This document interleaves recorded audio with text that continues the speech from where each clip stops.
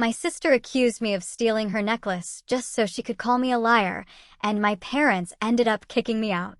She didn't know I was the one paying for her tuition and covering the house bills. So I stopped everything and walked out. What happened next? You know that gut-wrenching feeling when your entire world, everything you thought was true, shatters into a million pieces? I experienced it last month. My own sister, Sophia, looked me dead in the eye and accused me of stealing her $8,000 necklace, and my parents, David and Maria, believed her without a single question. The air in their once familiar suburban home, now a fortress of accusation, felt thick with unspoken judgment that day. It was a cold, unforgiving kind of quiet, the kind that screams louder than any shouting match. I remember the newspaper lying untouched on the kitchen table beside my father's coffee, his face grim, setting a mood of impending dread even before Sophia made her dramatic entrance.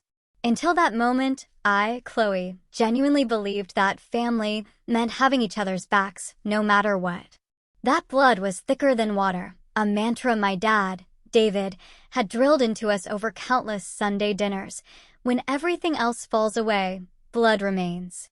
It was a creed I lived by, shaping every decision.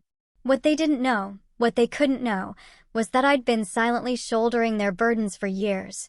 Their mortgage, all the utilities, and yes, even Sophia's entire college tuition. Every single penny. Growing up as the eldest daughter in our family came with its own silent expectations. My parents always stressed unwavering family loyalty. We lived in a modest home in Connecticut, a house bought during better times when Dad's construction company was thriving, employing 15 people. Mom worked as an administrative assistant, bringing in a steady but modest income. We weren't rich, but we were comfortable. I never worried about the basics. Then 2008 hit, and everything changed. The recession was a wrecking ball to Dad's business. Major clients went bankrupt, owing him hundreds of thousands. Within 18 months, he had to lay off everyone, then file for bankruptcy himself. The shame of failure truly crushed him. He found work as a foreman, but his income was slashed by more than half. As if financial ruin wasn't enough, Mom was diagnosed with rheumatoid arthritis that same year. The medical bills started piling up, quickly draining their savings. They refinanced the house twice, just to stay afloat. By the time I graduated college in 2018, they were barely making ends meet, though they tried desperately to hide it from Sophia and me. Sophia is 7 years my junior. While I bore witness to our family's agonizing financial decline, understanding the grim realities, she remained largely sheltered. My parents, especially Dad, were fiercely determined that at least one of their daughters would have a normal childhood. This meant that while I navigated high school and college with used textbooks and part-time jobs, Sophia consistently got new clothes, the latest phone models, and even a brand new car for her 16th birthday. I never resented her for it. It wasn't her fault our parents chose to shield her, but it forged a fundamental divergence in our perspectives on money and responsibility. I became thrifty, self-reliant. Sophia developed an expectation that her needs and wants would always be met, without much effort on her part. After graduating with a computer science degree, I was lucky enough to land a job at a rapidly growing tech company. My starting salary was decent, and I quickly proved my worth, earning 3 promotions in as many years. By 25, I was making 6 figures as a senior developer, with stock options substantially boosting my net worth. I bought a small, modern apartment just 20 minutes from my parents' home and felt truly financially independent. It was during a casual visit 3 years ago that I truly grasped the gravity of their situation.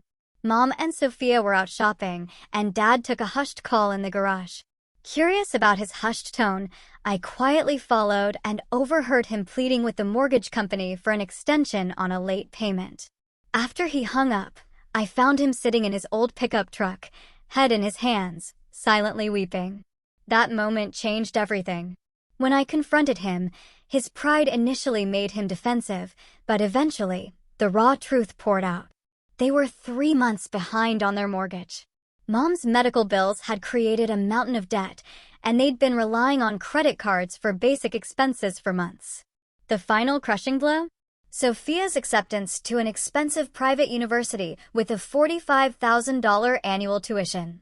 They had promised her they would cover it, unwilling to disappoint her or admit their complete inability to afford it. That night, I made a decision that, unbeknownst to any of us at the time, would irrevocably alter our family dynamics. I offered to help temporarily with some bills until they got back on their feet. Dad reluctantly agreed, but with one absolute condition: Sophia must never know.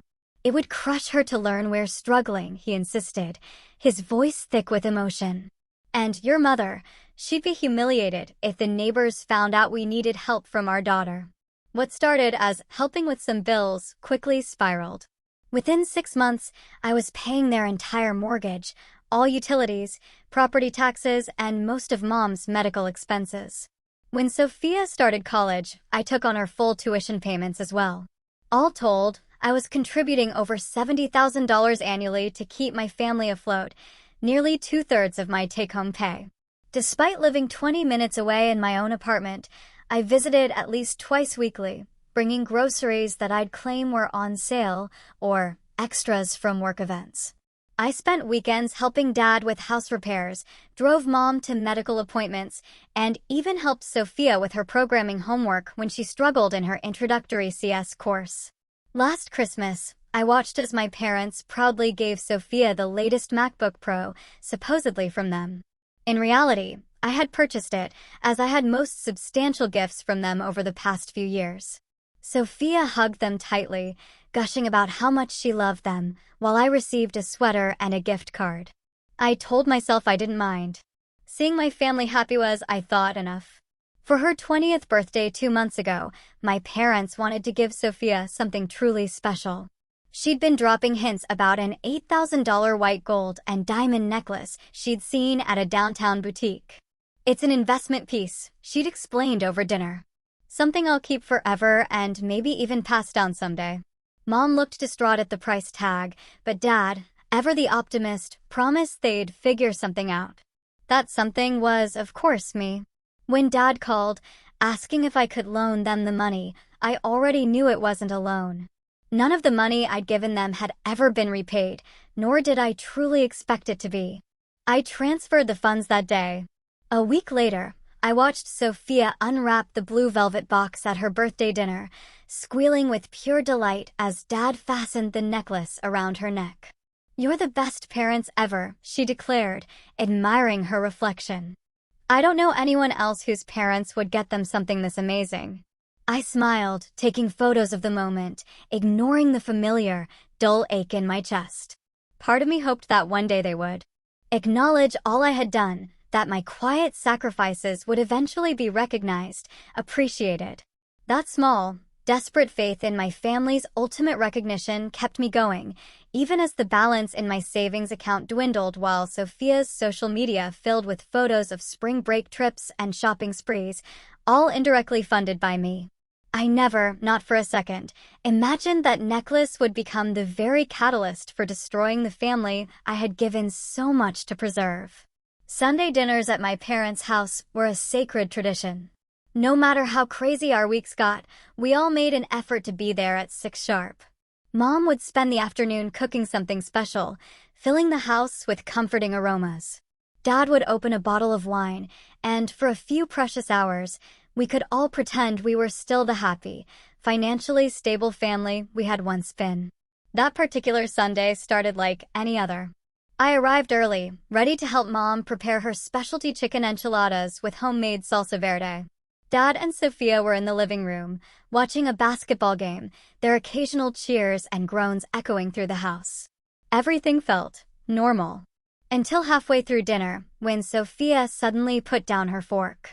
"Has anyone seen my necklace?" she asked, her hand instinctively touching her bare throat. "The diamond one from my birthday. I was going to wear it tonight, but I couldn't find it in my jewelry box." "Did you check your dresser?" Mom suggested, ever practical. "Sometimes you leave things there when you're in a hurry." Sophia shook her head, her expression already tinged with annoyance. "No, I always keep it in the blue velvet box. It's too valuable to leave out." "When was the last time you wore it?" I asked, genuinely concerned. I knew how much that necklace meant to her, regardless of who had actually paid for it. Last weekend, at Natalie's party, she replied. I definitely put it back in its box when I came home. Dad's brow furrowed.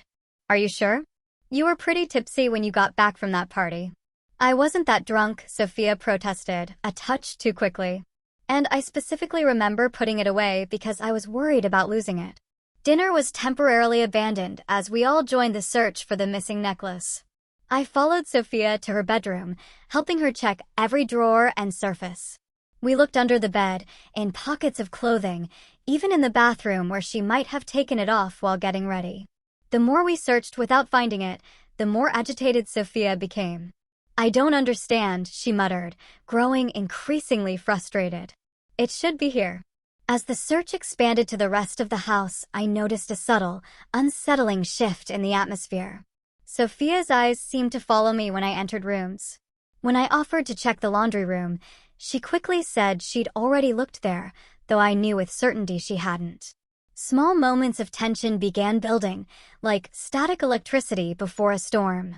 We returned to the dining table after an hour of fruitless searching. The enchiladas had gone cold, but we reheated plates in the microwave and tried to salvage dinner. The conversation was stilted, with Sophia unusually quiet, her gaze darting around the table.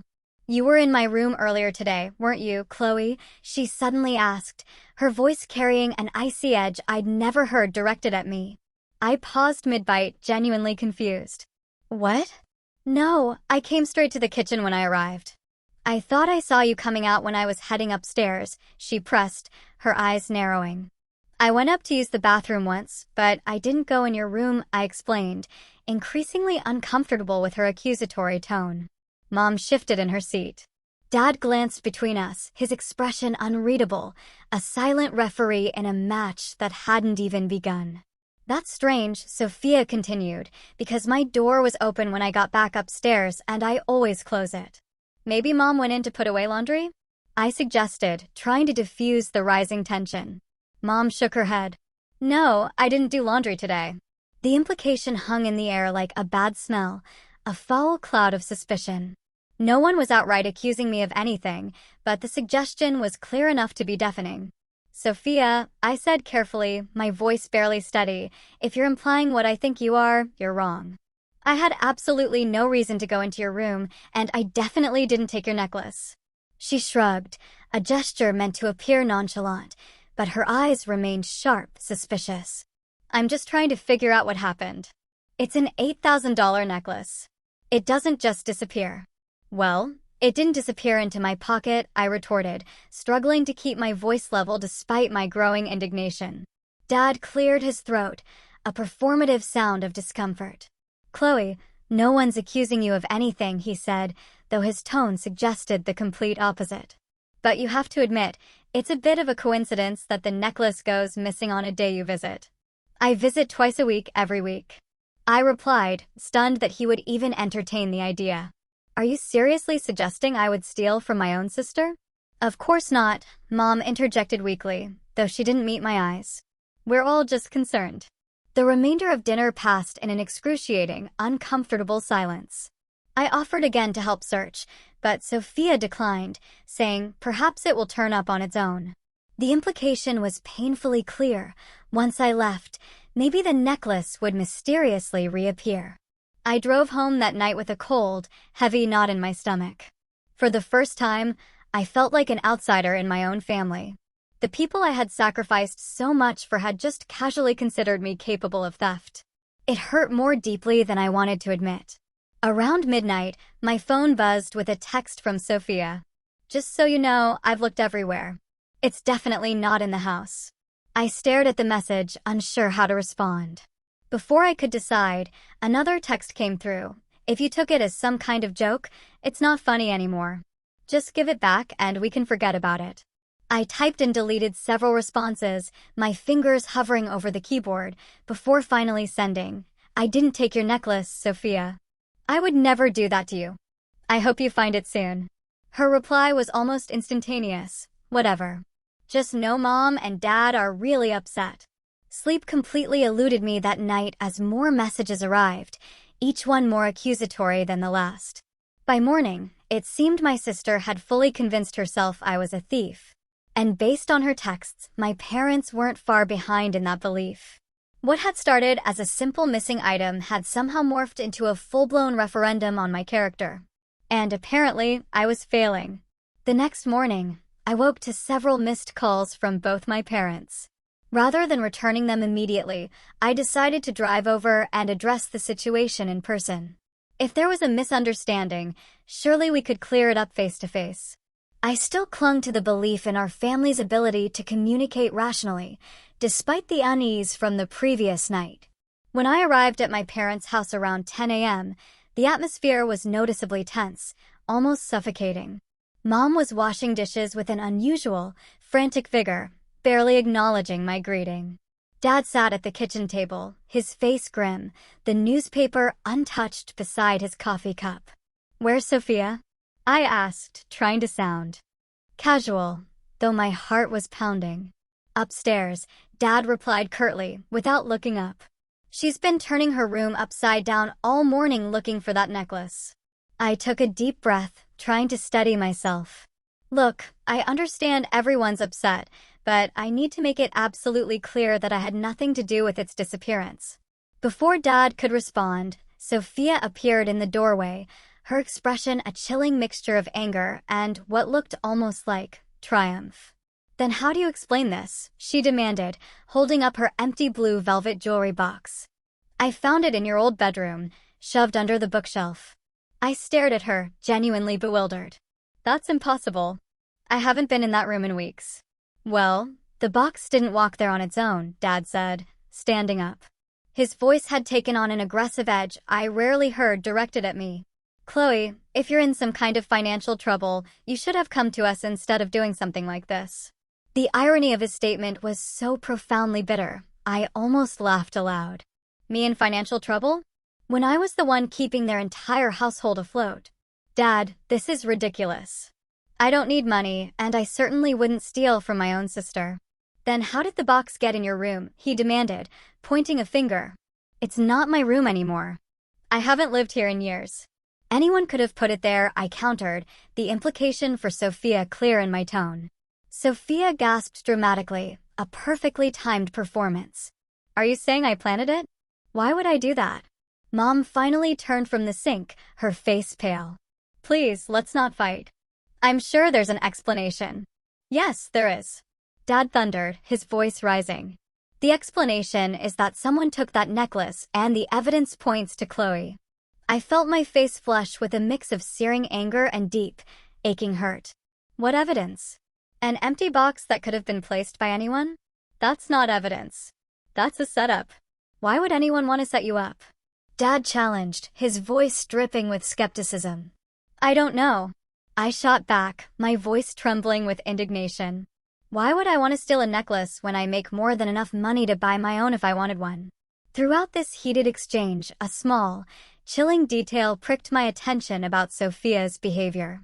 While she appeared distressed when my parents were looking at her, I caught a different expression when their attention was elsewhere, a slight, fleeting curl of satisfaction at the corner of her mouth, quickly masked when she realized I was watching. A terrible thought, a dark seed of suspicion, began to sprout.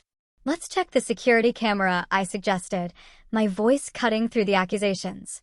My parents had installed a basic security system last year, with a camera covering the front porch and driveway. It would show if anyone left the house with something distinctive. Dad nodded stiffly, and we all gathered around his laptop as he pulled up the footage from the previous day. We watched my arrival at 4 p.m., empty-handed except for a bag of groceries. Various angles showed nothing suspicious throughout the evening. And when I left around 9 p.m., I carried out only my purse and phone. The footage wasn't particularly high quality, but it was clear enough to see I hadn't taken a distinctive jewelry box. She could have put it in her purse.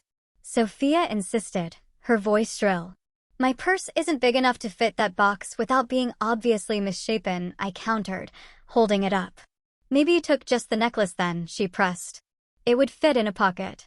Dad rubbed his temples, a weary sigh escaping him. "Chloe, if you needed money, you could have sold it." $8,000 would solve a lot of problems. The conversation was becoming increasingly absurd, each word pushing me further into a Kafkaesque nightmare. While they continued speculating about my potential financial motives, my phone buzzed with a payment reminder. Ironically, it was for their mortgage, due in 3 days. Out of habit, almost instinctively, I authorized the payment right there. $3,000 transferred from my account to cover their housing for another month. No one noticed. "I didn't steal the necklace," I said, putting my phone away. "I'm financially stable." "Everyone has problems," Mom said softly, her eyes full of a pity that felt like a fresh wound. "Even successful people get into trouble sometimes." I stared at her, hurt beyond words that she, too, seemed to believe I was capable of this. "Mom, I haven't taken anything." "I wouldn't." "Then why was the box in your room?" Dad demanded again, as if repetition would somehow magically change the facts. "I told you, I don't know," I said, my voice rising. "But there are plenty of explanations that don't involve me being a thief." As the accusations continued, I saw it again, Sophia typing on her phone, a slight, almost imperceptible smirk visible for just a moment before she caught my gaze and it vanished. That terrible thought, that dark seed of suspicion, solidified into a crushing realization. Was it possible she had deliberately engineered this entire, agonizing situation? But why? Why would she want to drive such a deep, destructive wedge between me and our parents? "Look," I said finally, my patience completely worn thin, "I understand the necklace is valuable, and you're upset it's missing. But I've spent my entire life being honest and reliable. I've always been there for this family. Does it really make sense that I would suddenly decide to steal from you?" Dad's expression hardened, a wall of stone. "People change, Chloe. And sometimes we don't know someone as well as we think we do." Those words cut deeper than he could possibly know, severing the last fragile threads of my loyalty. After everything I had sacrificed, after all the unwavering support I had provided without recognition or thanks, my character was being questioned based on nothing but flimsy circumstantial evidence and my sister's calculated accusations. "I think you should leave until we figure this out," Dad said, finally, his voice cold, final. "Your mother is upset, and your presence is just making everything worse." I looked to Mom, desperately, for support, for a flicker of understanding, but she averted her eyes, silently, devastatingly accepting Dad's decision. Sophia stood in the background, a silent observer, and for a split second, I caught that expression again. Not sadness or confusion, but pure, unadulterated satisfaction. As I gathered my things to leave, a profound sense of injustice washed over me, heavy and suffocating. This wasn't just about a missing necklace anymore. It was about trust, respect, and the painful realization that despite everything I had done, my family would choose to believe the worst of me based on the flimsiest of evidence. Walking to my car, I noticed Sophia watching from her bedroom window. Our eyes met briefly, and in that fleeting moment, I knew with absolute certainty this was no misunderstanding. Something far more calculated, more sinister, was at play, though I couldn't yet grasp why my own sister would want to destroy my relationship with our parents so completely. 3 days passed with minimal communication from my family. Mom sent a few non-committal texts asking how I was doing, carefully avoiding any mention of the necklace, a silent acknowledgement of the elephant in the room. Dad remained utterly silent. Sophia, meanwhile, had apparently been busy sharing her version of events with extended family members. This became painfully clear when I received a call from my Aunt Laura, Dad's sister, asking if I would come to the house for a family discussion that evening. Her tone was gentle but firm, suggesting that attendance wasn't optional if I wanted to remain part of the family. "Everyone wants to resolve this situation," she explained. "Your parents are very upset." "I'm upset, too," I replied, my voice tight. "I've been accused of something I didn't do, and no one believes me." "That's why we need to talk," she insisted. 7. "Please be there, Chloe." I agreed, not because I expected a fair hearing, but because I couldn't bear the thought of being completely estranged from my family. Despite everything, I still loved them and desperately wanted to clear my name. When I arrived that evening, the scene that greeted me felt less like a family discussion and more like an intervention, a carefully staged trial. Dad and Mom sat stiffly on the living room couch. Aunt Laura and Uncle Mark occupied the armchairs, their faces etched with a mixture of concern and disapproval. Sophia perched delicately on the piano bench, her eyes red, as if she'd been crying, a masterclass in feigned distress. My cousin Daniel, who had never particularly liked me, stood by the fireplace with his arms crossed, a smug, self-satisfied look on his face. "Chloe," Dad began as soon as I sat down, his voice heavy with disappointment, "we've asked you here because this situation has gone on long enough. The necklace is still missing, and all evidence points to you taking it." "What evidence?" I demanded, my voice sharp, a desperate attempt to break through their collective delusion. "An empty box that anyone could have planted?" Sophia spoke up then, her voice trembling theatrically, a perfect victim. "I've been doing some research, and the pawn shop downtown doesn't require ID for items under $10,000. They pay cash on the spot." The implication was clear, brutally obvious, and I felt my face flush with a fresh wave of anger. So now I hadn't just stolen her necklace, but I'd also pawned it? This is absurd. "Is it?" Dad challenged, his eyes narrowed. "You've been acting strange lately. Distracted. Checking your phone all the time. Making excuses to leave early." I almost laughed, a bitter, hollow sound that caught in my throat. The phone checking was to manage their bills. The early departures were to make it to my second job, which I'd taken on 6 months ago to help cover Sophia's study abroad program for the upcoming semester. "That doesn't prove anything," I protested, my hands clenching. Aunt Laura leaned forward, her voice a practiced, gentle sorrow. "Chloe, honey, if you're in trouble, we want to help. But first, you need to be honest." "I am being honest. I didn't take the necklace." Uncle Mark shook his head sadly, a look of profound disappointment on his face. Denial only makes this harder for everyone. The conversation continued in this soul-crushing vein, with various family members taking turns explaining why a confession would be best for everyone. No one, not a single person, entertained the possibility of my innocence, not even for a fleeting moment. It was as if they had already decided my guilt and were simply waiting for me to acknowledge it, to sign off on my own condemnation. Dad finally delivered his ultimatum, rising to his full height, his frame radiating a cold authority. He pointed at me with a shaking finger, his voice an icy weapon. "Chloe, I'm going to say this once. Either confess what you did with the necklace and return it, or get out of this house and don't come back until you're ready to tell the truth." I stared at him, utterly speechless, the words hitting me like a physical blow.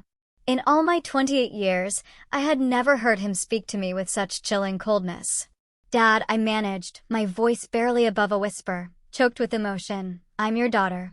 You've known me my whole life. Do you really believe I would do this?" "The Chloe I raised wouldn't," he answered, his gaze unwavering, "but people change." I turned to my mother, who had remained largely silent, her face a mask of sorrow. "Mom, do you believe I did this?" She looked down at her hands, twisted together in her lap, her silence a deafening answer. The betrayal cut so deep I could barely breathe. I had financially supported this family for years, sacrificed my own financial security, put my life on hold in countless ways. And this was what I received in return. Not just disbelief, but outright condemnation. "I think we should check Chloe's car," Daniel suggested suddenly, his voice too eager.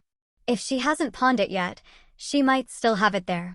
Before I could even protest, Dad was nodding, a grim resolve on his face. "Good idea. Chloe, give us your keys."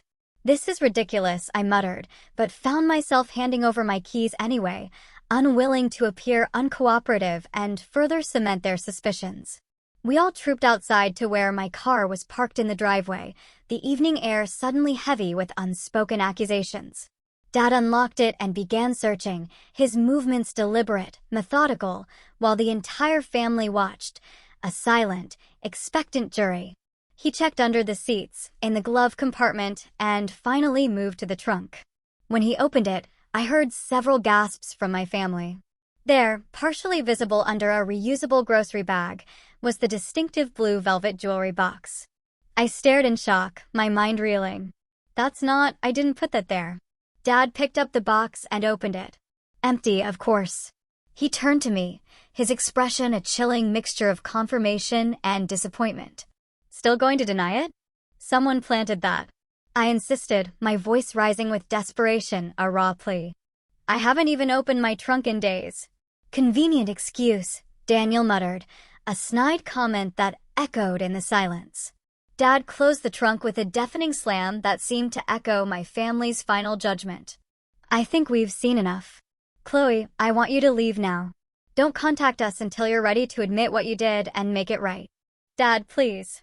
I begged, tears now flowing freely, hot and humiliating. Someone is setting me up. This isn't fair. What isn't fair, he said coldly, his voice devoid of any warmth or recognition, is stealing from your own sister and lying to our faces. I raised you better than this. I looked around at the faces of my family members. Some showed anger, others disappointment or sad, weary resignation. Only Sophia's expression seemed truly odd. Behind the performative tears, there was something else. Satisfaction? Relief? I couldn't quite place it, but it sent a shiver down my spine. Mom, I tried one last, desperate time. Please say something. She finally looked up, her eyes wet, but her resolve seemed firm, immovable. Just go, Chloe. Give us some time. Defeated and utterly devastated, I gathered my purse and keys. As I was about to leave, Sophia pulled out her phone to check a notification, and that's when I saw it. In the reflection of her dark phone screen, just for an instant before she tilted it away, the unmistakable glint of her diamond necklace, partially visible beneath the collar of her sweater. The realization hit me like a physical blow, stealing my breath, a cold, hard, undeniable truth. She had the necklace all along. This entire drama, the accusations, the family meeting, the staged discovery, all of it was a deliberate setup. My own sister had orchestrated my exile from the family. I opened my mouth to expose her, to scream the truth, but in that moment, I realized it would be utterly pointless. They had already decided I was guilty. My word against hers would change nothing, especially without tangible proof in that instant. I walked to my car in silence, feeling their eyes on my back, a phantom weight pressing into my shoulders. As I drove away from the house I had financially supported for years, tears blurred my vision so badly I had to pull over a block away. Alone in my car, I finally allowed myself to break down completely, sobbing until my throat was raw and my eyes burned. The betrayal was absolute. Not just the false accusation, but the gut-wrenching knowledge that my sister had deliberately engineered my downfall, and worse, that my parents, who I had sacrificed so much to support, had chosen to believe the worst of me without a moment's hesitation. When I finally made it back to my apartment, I sat in darkness for hours, replaying every agonizing moment of the past few days, trying desperately to understand how my relationship with my family could disintegrate so completely. Around midnight, my phone buzzed with a text from Sophia. Hope you're happy now. You've upset everyone. The sheer audacity, the sickening hypocrisy of her message after what she had done, crystallized something profound within me. This wasn't just about a necklace. It was about years of imbalance, of unacknowledged sacrifice, of enabling destructive family dynamics. Something had to change, and it was clear now that I would have to be the one to change it. I woke the next morning feeling oddly calm. The emotional storm of the previous night had passed, leaving behind a clarity I hadn't experienced in years. I made coffee, opened my laptop, and began a systematic review of my financial situation. For the first time, I created a comprehensive spreadsheet detailing every single dollar I had contributed to my family over the past 3 years. Mortgage payments, $108,000. Utilities, approximately $12,600. Property taxes, $22,500. Mom's medical bills, $47,800. Sophia's tuition and expenses, a staggering $151,200. Miscellaneous support, including groceries, car repairs, and gifts, roughly $35,000. The grand total made me physically ill, $377,100 over 3 years. more than $250,000. Enough for a substantial down payment on a house, enough to have fully funded my retirement accounts, enough to have completely changed the trajectory of my own financial future. The spreadsheet also revealed uncomfortable truths about my current situation. My savings had dwindled to less than 2 months of living expenses. I had been making minimum payments on my own credit card to free up cash for my family's needs. My 401k contributions had been reduced to capture just the company match, far less than financial advisors recommended for someone my age. In short, I had been sacrificing my own financial health and future security for a family that had just accused me of theft and thrown me out of their lives. Around noon, I called Sarah Jenkins, a financial advisor I had consulted briefly when I first started earning substantial money. She agreed to see me that afternoon, and I brought my spreadsheet and supporting documentation to her office. "Chloe," she said after reviewing the numbers, her expression a mixture of genuine concern and utter disbelief. "This level of financial support is unsustainable. It's admirable that you wanted to help your family, but you've put your own financial security at serious risk." "I know that now," I admitted, my voice heavy with regret. "But I need to understand my options going forward. Am I legally obligated to continue any of these payments?" She shook her head firmly. "Absolutely not. Unless you've signed contracts specifically committing to these payments, which I'm guessing you haven't, you have no legal obligation to continue financial support. These were gifts, not legally binding commitments." "Even the tuition payments?" I asked, a spark of hope igniting within me. "There's no way they could force me to continue those?" "The university has a contract with the student or whoever signed the tuition agreement, not with you as a third-party payer. If you've been making payments directly to the school without signing any documents, you can stop at any time." I felt a significant weight lifting from my shoulders. "What about the mortgage?" "My name isn't on it, but I've been making the payments for years." "Same principle applies. The mortgage agreement is between your parents and the bank. Your voluntary payments don't create a legal obligation to continue." To be absolutely certain, I also scheduled a consultation with a lawyer later that afternoon. Attorney Robert Lee confirmed everything Sarah had told me. I had no legal obligation to continue financial support to my family. Any moral obligation, he pointed out gently, had to be weighed against their treatment of me and my own needs. Family financial support is a choice, not a requirement, he explained, especially when there's been a significant breach of trust. Armed with this information, I returned home and began methodically gathering evidence of my financial support, bank statements showing transfers to my parents' accounts, records of direct payments to Sophia's university, utility bills in my parents' names with payment confirmations from my accounts. I organized everything chronologically in a binder, creating an irrefutable record of my contributions. As I worked, my phone rang. It was a number I didn't recognize, but I answered anyway, half expecting a collection agency looking for my parents. Instead, I heard a familiar voice. "Chloe, it's Natalie, Sophia's roommate from freshman year." I hadn't spoken to Natalie in months, though we'd always been friendly. "Hi, Natalie. This is unexpected." "Yeah, I know.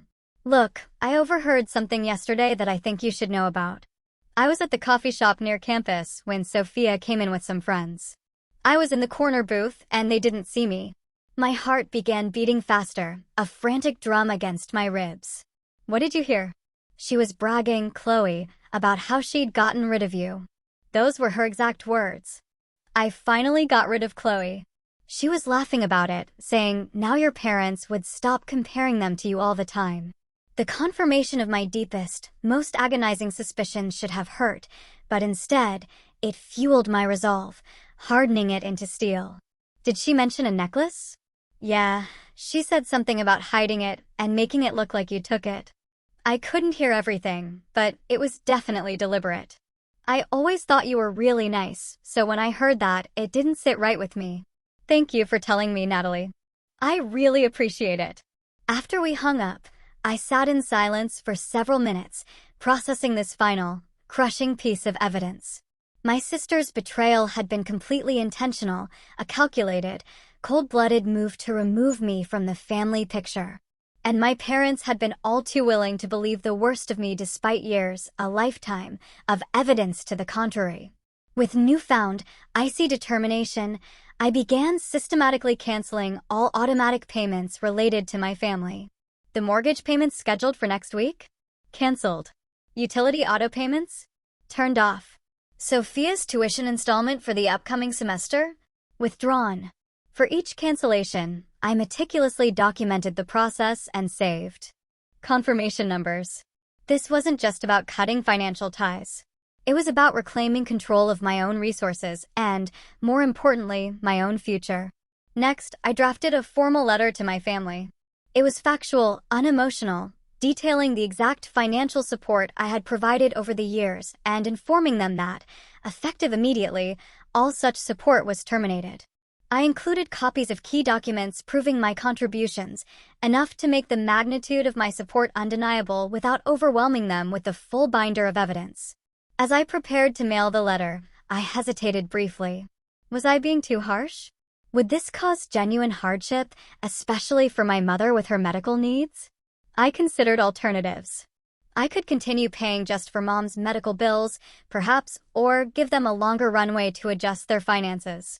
But then I remembered their faces as they accused me of theft, my mother's silent complicity, my father's cold dismissal, and Sophia's sickeningly satisfied smirk as she orchestrated my family exile, all while wearing the very necklace she had accused me of stealing. No, I decided.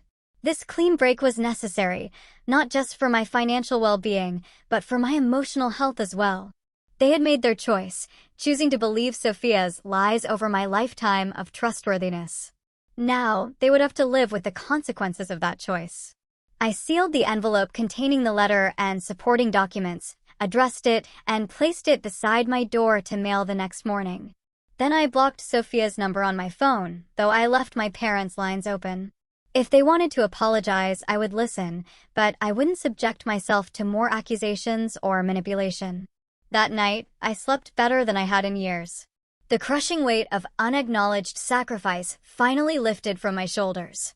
My family had failed me in the most fundamental way, but I would no longer fail myself. 3 days after mailing my letter, the first call came. It was my father, his voice a frantic mixture of anger and barely contained panic. "What the hell is this, Chloe? Some kind of joke?" "It's not a joke, Dad," I replied calmly, my voice steady, betraying none of the turmoil inside. "Everything in that letter is true. I've been supporting this family financially for years, and this is how you've treated me in return. So, this is revenge because we called you out about the necklace," he spat, disbelief lacing his tone. I almost laughed at the sheer absurdity. "This isn't revenge, Dad. It's a consequence. You chose to believe I was a thief, despite everything you know about me. You threw me out of the house and the family. Why would I continue paying your bills after that? We relied on that money," he shouted, desperation creeping in.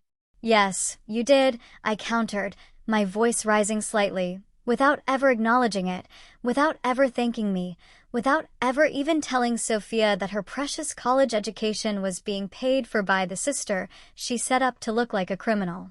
There was a long, stunned pause before he spoke again, his voice now devoid of its earlier bluster, tinged with confusion.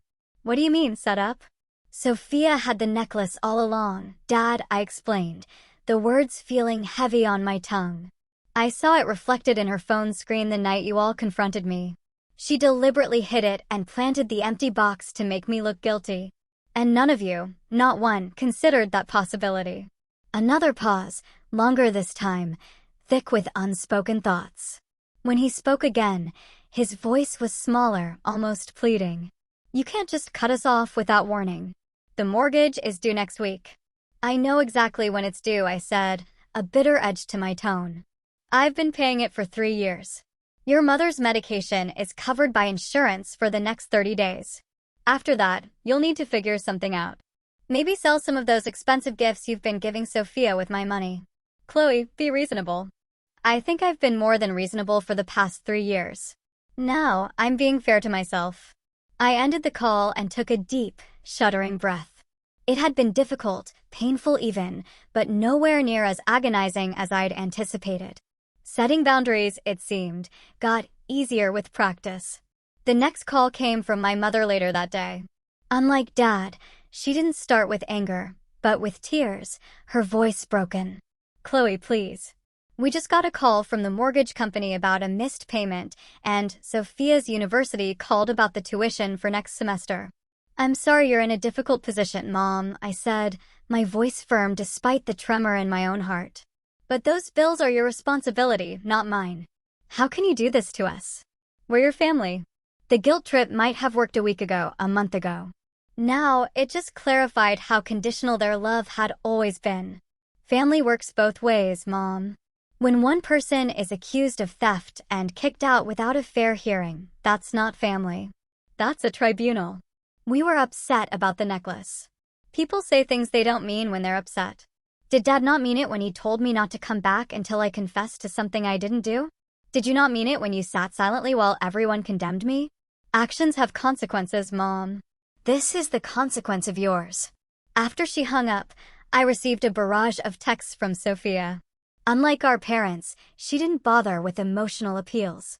Her messages were direct accusations, calling me selfish, vindictive, and worse. I read them without responding, noting how quickly her mask of victimhood had fallen away now that her comfortable lifestyle was threatened. 2 days later, I received a call from an unknown number. It was Sophia's university financial aid office, asking about the withdrawal of her tuition payment. I explained politely that I would no longer be covering my sister's educational expenses and suggested they direct all future inquiries to Sophia or our parents. The following week brought increasing desperation from my family. Dad left voicemails, alternating between furious anger and clumsy attempts at reconciliation. Mom sent tearful texts about past due notices and calls from creditors. Sophia's messages became increasingly frantic as the harsh reality of her situation sank in. I maintained my boundaries through it all, responding only to direct, factual questions and refusing to engage with emotional manipulation. It wasn't easy. Years of conditioning had taught me to put their needs before my own, to be the family fixer, the reliable one who would always step in during a crisis. Breaking that pattern required constant vigilance against my own impulse to rescue them. 3 weeks after sending my letter, I received a text from Mom asking if we could meet for coffee. I agreed, choosing a neutral location and a short time frame to minimize the potential for drama. When I arrived at the cafe, I was surprised to find her alone. I had half expected the entire family to ambush me with another intervention. She looked tired, with new, deep lines etched around her eyes and mouth, a physical manifestation of the stress. "Thank you for coming," she said softly as I sat down. "Of course," I replied, keeping my tone carefully neutral. "There's something you should know," she began, her fingers nervously shredding a napkin. "Sophia confessed about the necklace." I nodded, but said nothing. "She had it all along," she said. "She was jealous of you, of how Dad always talked about how responsible and successful you are. She thought if she could make you look bad, maybe they'd stop comparing her to you all the time." "I know," I said simply, the words devoid of triumph, only a quiet, weary resignation. I saw the necklace reflected in her phone that night at the house. Mom's eyes widened, her jaw dropping slightly. "You knew? Why didn't you say something? Would anyone have believed me?" I asked, a bitter truth in my voice. "You had all already decided I was guilty." She looked down, unable to meet my eyes, shame flushing her cheeks. "We should have trusted you. I should have trusted you. I'm so sorry, Chloe." Her apology seemed genuine in that moment, a raw outpouring of regret.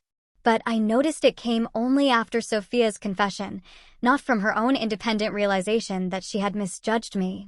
It also came after weeks of financial hardship, which, unfairly or not, made its sincerity feel questionable. "Thank you for telling me," I said carefully, choosing my words. "How are things at home?" She sighed, a heavy, tired sound. "Difficult. Very difficult. Your father had to ask for an advance at work to cover the mortgage. Sophia had to drop 2 classes because we couldn't pay the full tuition. She's taken a job at the campus bookstore, but it doesn't pay much." I nodded, acknowledging the information without offering help. The old Chloe would have immediately stepped in, offered to cover the most urgent bills, fallen back into the familiar role of family savior. But I wasn't that person anymore. And the necklace? I asked. She sold it, Mom admitted, her voice barely a whisper, about a week after you left. She needed the money for a spring break trip she'd already committed to. She never expected you to stop paying for everything. None of us did. The irony was almost too perfect, too cruel. Sophia had accused me of stealing and selling the necklace, then done exactly that herself when financial reality finally hit. I hope you understand why I had to step back, I said, a quiet statement of my truth. It wasn't just about the accusation. It was about years of taking my support for granted, of never acknowledging everything I was doing for the family. Mom nodded slowly, a deep understanding in her eyes. Your father found all the payment records. The mortgage, the utilities. Sophia's tuition. We had no idea it was so much. You knew I was helping. You just never asked how much. A tear traced a path down her cheek. We should have. I'm truly sorry, Chloe. Not just for the necklace situation, but for everything. For taking advantage of your generosity for so long. We talked for another hour, more honestly than we had in years. She explained that Dad's pride had prevented him from acknowledging the true extent of their financial dependence.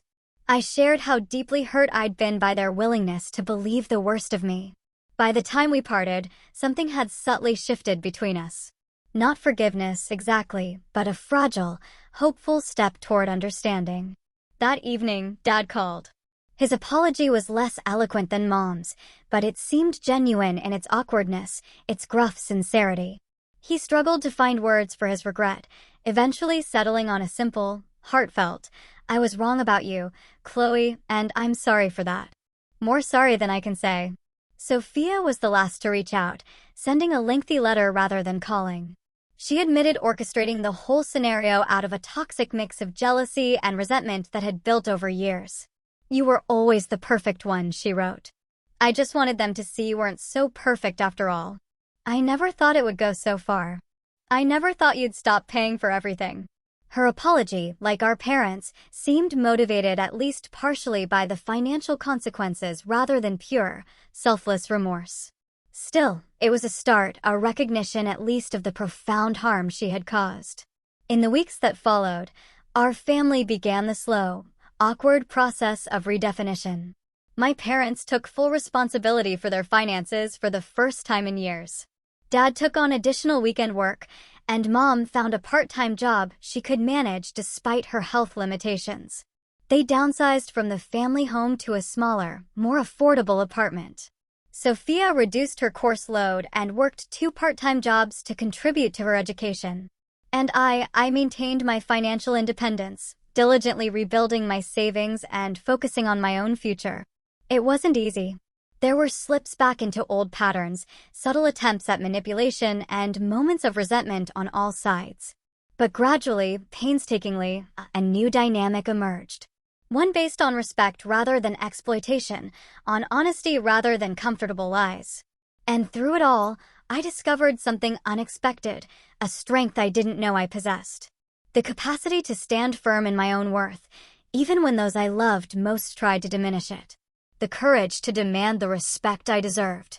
The clarity to recognize that real love doesn't require endless sacrifice without acknowledgement. It was a painful lesson, but perhaps a necessary one for all of us. 6 months have passed since the day my family accused me of theft and I discovered the true, crushing cost of unconditional support. In that time, I've rebuilt not just my finances, but my sense of self-worth and my understanding of what a healthy relationship truly looks like.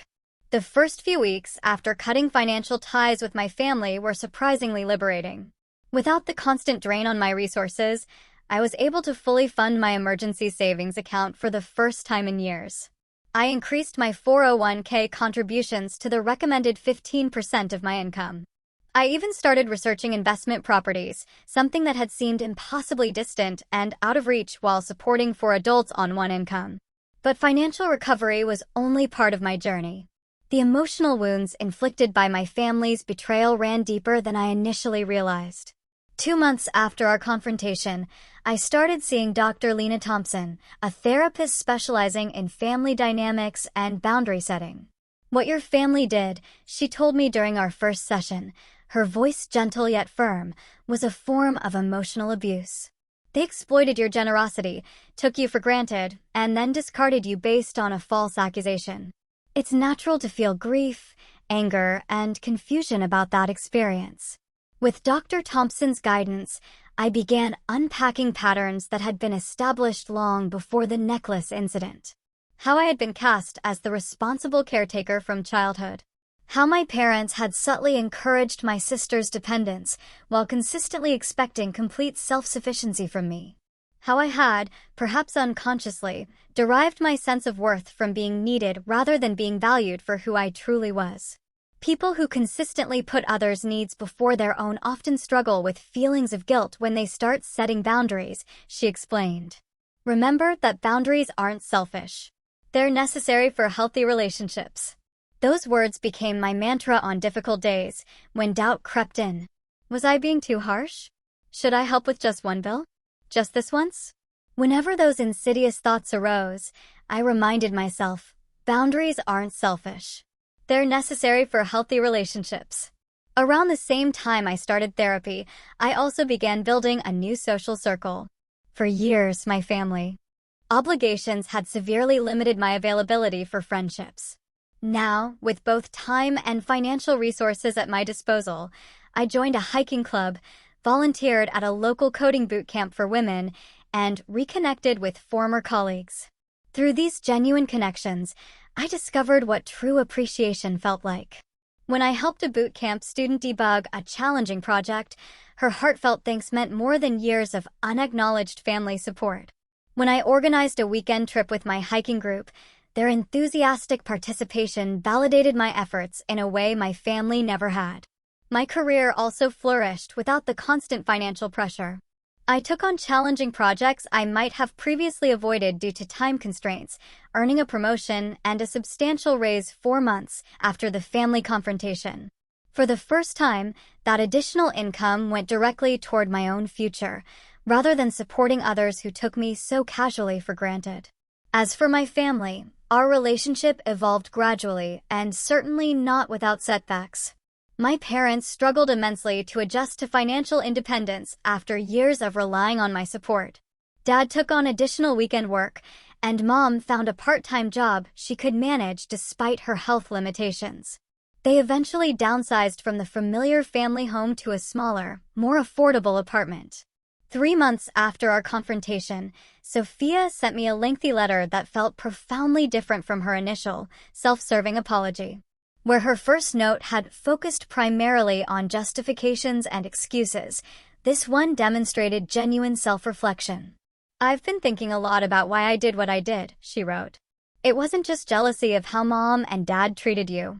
It was knowing, somewhere deep down, that I didn't deserve the lifestyle I had, that I hadn't earned it the way you earned everything in your life. It was easier to tear you down than to build myself up.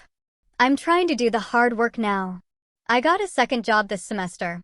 I'm actually going to all my classes. For the first time, I'm paying for things with money I earned myself, and it feels different, better somehow. I don't expect forgiveness, but I wanted you to know I'm trying to change. Her letter touched me more deeply than I expected.